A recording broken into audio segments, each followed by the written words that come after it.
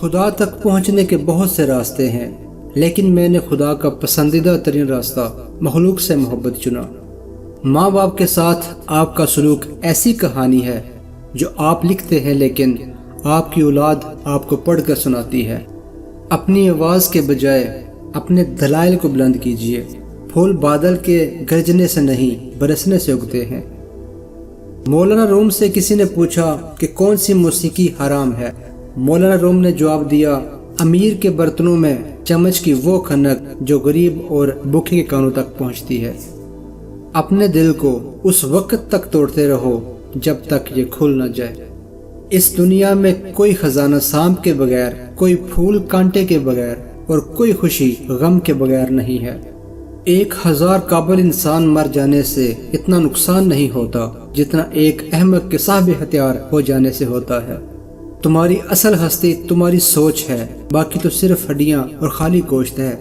اور اگر میرا علم مجھے انسان سے محبت کرنا نہیں سکھاتا تو ایک جاہل مجھ سے 1000 درجے بہتر ہے۔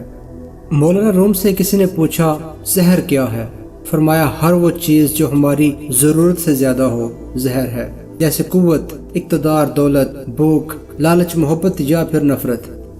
نیکی اور بدی کے تصور سے نکل کر اگلے مقام تک آ جاؤ، میں تمہیں وہیں ملوں گا۔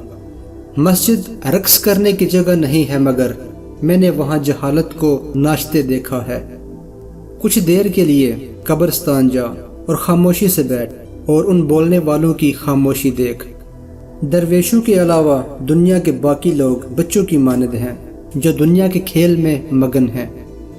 تیری داڑھی تیرے بعد پیدا ہوئی مگر سفید ہو گئی اور تو ابھی تک ویسے کا ویسا کالا ہے۔